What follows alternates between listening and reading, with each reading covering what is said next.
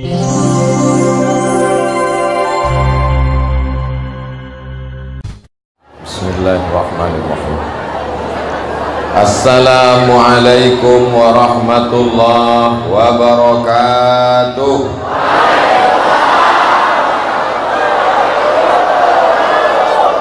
Kaki bisa melangkah, mata bisa berkedip, telinga bisa mendengar, tangan bisa menghayut, datang ke rumah Allah, napas bisa berembus, jantung masih berdetak. Siapa yang bisa membuat itu semua?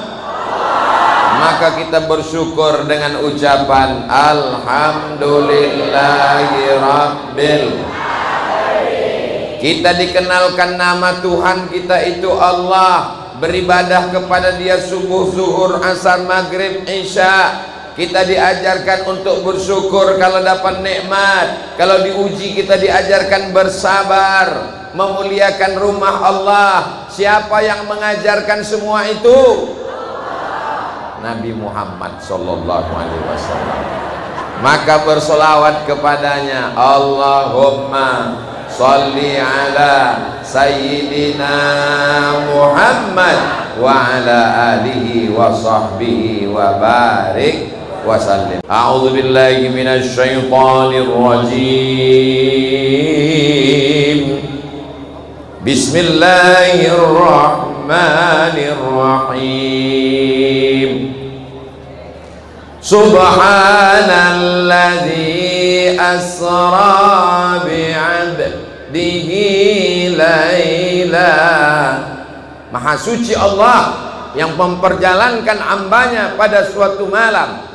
Minal masjidil harami ilal masjidil aqsa. Dari Masjidil Haram ke Masjidil Aqsa.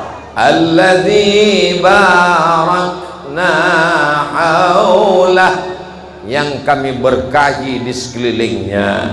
Apa pelajaran dari ayat ini? Pelajaran yang dapat kita ambil adalah bahwa ajaran Islam mengajarkan dari masjid ke masjid. Tadi Ustadz Somad subuh di Surau Ad-Din, sekarang diconcong di Masjid Nurul Huda. Itu bukan dari masjid ke masjid, Ustadz, itu dari surau ke masjid. Surau itu masjid juga. Makanya kalau masuk surau, usolli sunnatan tahiyatal masjid. Mana ada tahiyatal surau? Surau, langgar, musola, walaupun tak ada sholat Jumatnya, maka dia tetap disebut dengan masjid. Kalau ada sholat Jumatnya, namanya masjid jami. Apa namanya? Nurul Huda ini ada sholat Jumatnya? Kenapa tak ada mimbarnya? Ada mimbar sedang disembunyikan Ustadz Somad. Kalau ada mimbarnya namanya masjid jami, kalau tak ada namanya masjid. Tapi karena sudah terlanjur di tempat kita ada namanya surau, ada namanya langgar, ada namanya musola, maka tetap sholat sunat tahiyatal masjid. Kenapa tiba-tiba jantung saya ini detaknya tak normal? Rupanya ada kotak sedekah lewat. Allahumma salli ala sayyidina Muhammad wa ashghili zalimin bizalimin wa akhrijna min bainihim salimin wa ala alihi wa sahbihi ajma'in. Sallallahu rabbuna ala nuril mubin Ahmad al-Mustafa sayyidil mursalin wa ala alihi wa wa sahbihi ajma'in wa ala alihi wa sahbihi ajma'in. Sholawat itu untuk menenangkan hati yang risau karena menengok kotak sodakoh lewat. Mudah-mudahan hati ibu tenang ya bu, mudah-mudahan hati bapak tenang ya pak. Amin. Bangunan yang pertama di atas dunia adalah masjid, namanya Masjidil Haram. Setelah itu dibangun satu lagi juga masjid, namanya Masjid Nabawi, namanya Masjidil Aqsa di Palestina. Setelah itu Nabi Muhammad pertama kali hijrah sampai ke Kuba. Di Kuba dia bangun masjid, namanya Masjid Kuba. Dari Kuba dia pindah ke Madinah, dibangun juga masjid, itulah Masjid Nabawi. Mudah-mudahan panjang umur sehat badan kita bisa ke Masjid Nabawi. Bulan Februari tanggal 5 insya Allah jumpa Ustadz Somad di Masjidil Haram dan Masjid Nabawi. Amin. Bapak ibu yang mau berangkat jumpa nanti di sana insya Allah. Amin. Ongkos tanggung sendiri. Kalau di satu daerah sudah ada masjid, itulah nikmat yang terbesar. Membangun masjid di kota Pekanbaru dengan membangun masjid di Concong tidak sama. Betul? Apanya yang betul? Di Pekanbaru gali tanah, masukkan tiang, langsung bisa dicor. Tapi di Concong di bawahnya bukan tanah, di bawah masjid kita ini apa? Air. Ini masjid terapung di atas air. Biayanya lebih besar, membeli semen dari Tembilahan. Maka masjid Concong ini adalah masjid hasil jerih payah masyarakat yang luar biasa. Semoga yang mewakafkan tanahnya, yang membangun, diberikan Allah balasan yang mulia. Kalau orangnya masih hidup, disehatkan badannya. Kalau sudah meninggal dunia, diselamatkan dari azab kubur. Amin ya rabbal. Lalu bagaimana tugas kita terhadap masjid ini? Kita makmurkan dengan sholat berjamaah. Hayya 'alas shalah.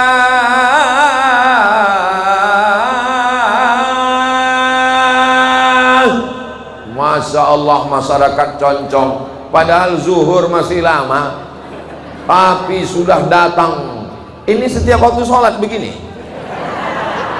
Allahu Akbar, Allahu Akbar, Allahu Akbar. Kalau di satu daerah ada masjid, dibangun masjid, tapi saat sholat tidak ada yang azan.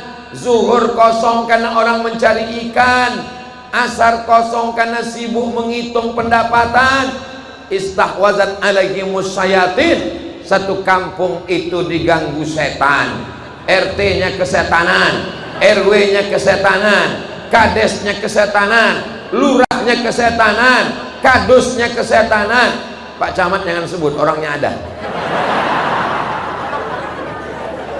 Alhamdulillah, Concong selamat dari kesetanan karena orangnya rajin sholat berjamaah.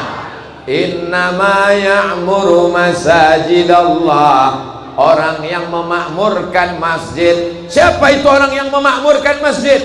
Man amana billah, beriman kepada Allah, wal yaumil akhir, beriman kepada hari akhirat, wa aqamas shalah, menegakkan salat, wa ataz zakah, membayar zakat, walam yakhsha illallah, dia tak takut kecuali hanya kepada Allah. Fa'asa ulaika ayyakunu minal muhtadin, mereka itulah orang yang dapat hidayah. Oh, itu artinya Pak Ustadz ya. Aku udah lama nengok ayat itu Pak Ustadz. Ini bukan ayat sembarang ayat, ini maknanya luar biasa. Betul Bu? Betul Pak? masjid ini didirikan oleh orang-orang soleh, oleh orang-orang bertakwa, maka kita lanjutkan dengan sholat berjamaah. Siap menjaga Masjid Nurul Huda dengan sholat berjamaah? Takbir. Ibu suruh anaknya sholat berjamaah ya Bu. Nah, pergi ke Masjid Nurul Huda nak, pergi sembahyang nak, pergi sembahyang. Jangan macam ayah kau setan. Jangan begitu. Kalau ayahnya setan berarti ibu bini setan. Kalau ayahnya setan berarti anaknya anak setan. Tak boleh begitu. Bapak juga begitu Pak, suruh anaknya ke masjid. Nak pergi ke masjid, pergi ke masjid. Ayah tak ke masjid, ayah udah dewasa. Tak bisa begitu Pak. Anak-anak ini tak bisa main suruh ke masjid. Anak mesti ditarik tangannya. Kita dulu mengajak dia ke masjid, kita yang membawa dia ke masjid. Kalau ibu perempuan tidak wajib ke masjid. Pak Ustadz, kami ini perempuan. Tahu saya kalian perempuan. Boleh kami sholat berjamaah ke masjid. Perempuan boleh ke masjid tapi tak wajib. Maka kalau ada laki ibu yang tak ke masjid, itu berarti laki-laki solehah. Alhamdulillah, di Concong ini laki-lakinya ke masjid, ibu-ibunya pun ke masjid. Perempuan boleh ke masjid dengan syarat dan ketentuan berlaku. Tak boleh pakai parfum yang sampai imam hilang konsentrasinya. Gara-gara ibu pakai parfum di belakang, tercium baunya ke depan. Wala ana abidum ma'abadtum wala antum abiduna ma'abudu wala ana abidum ma'abadtum wala hilang simpang lakum dinukum waliyadin. Tak boleh. Pakailah minyak yang hanya menghilangkan bau ketiak boleh, menghilangkan bau badan, tapi sampai harum menyebabkan pikiran orang macam-macam. Jangan ke masjid pakai gelang kaki, gemerincing. Ustaz sedang pengajian, malam ini pengajian kita tentang alam barzakh. Lewatlah ibu-ibu, kerincing. Oh, maju biji mata jamaah semua menengok. Jangan pakai bersolek-solek jahiliyah ke masjid, muka putih tangan hitam. Rupanya sebelum ke masjid tadi salah pasang mati lampu, dipasang warna hijau sebelah, biru sebelah. Sampai ke masjid kawan senyum, kita pun senyum. Rupanya yang disenyumkan kawan kita. Alhamdulillah itu tidak ada di Concong. Semuanya solihah semua insyaallah. Memang dulu ada yang tak solihah tapi udah mati. Bapak Ibu yang dimuliakan Allah Subhanahu wa taala, dari maghrib ke isya ada anak-anak mengaji di Masjid Nurul Huda Concong ini. Ada. Jangan sampai tak ada lagi anak mengaji. Ada anak-anak. Itu anak-anak. Itu anak-anak. Itu maknya anak-anak. Itu duduk di jendela tuh anak-anak. Selama anak-anak masih ada mengaji di Masjid Nurul Huda Concong, maka 20 tahun akan datang tetap ada di sini sholat berjamaah. Betul? Apakah tahun 2050 masih ada sholat berjamaah di Masjid Nurul Huda Concong? Siapa yang menjamin? Apakah masih ada tabligh akbar di Masjid Nurul Huda Concong tahun 2050? Saya berkata insya Allah masih ada. Dari mana Ustaz tahu? Karena anak-anak inilah nanti yang akan menjadi panitianya, mereka yang akan jadi babinsanya, mereka yang akan jadi babin kamtipmasnya, mereka yang akan jadi penceramahnya, mereka yang akan jadi pengurus masjidnya. Adapun Ustadz Abdul Somad masih hidup. Bapak Ibu waktu itu udah banyak yang meninggal. Bapak Ibu yang dimuliakan Allah Subhanahu wa taala, malam-malam anak datang mengaji, ibu suruh dia mengaji. Pergi kau mengaji nak, nanti kalau aku mati kau bacakan Yasin. Aku mengandung kau 9 bulan 10 hari, aku menyusukan kau 2 tahun. 3 kali aku tak jadi beli baju hari raya gara-gara membelikan susu kau. Aku tak minta balasan apa-apa nak, doakan aja aku nanti mati supaya kau bisa sholat jenazah. Pergi kau sholat ke masjid, pergi kau mengaji ke guru, bawakan anak, serahkan ke guru mengaji. Assalamualaikum Ustadz. Waalaikumsalam. Ini kuserahkan anakku mengaji sama Ustadz. Ini minyak lampu. Zaman dulu mak saya menyerahkan saya ke guru mengaji, belum ada PLN, kasih pakai minyak lampu. Ini beras 1 kaleng, ini rotan dibelah 4. Nanti kalau anakku ini jahat, pukullah dia Pak Ustadz, ikhlas aku dunia akhirat. Mak saya balik, Ustadz itu pun memukul, kelepak.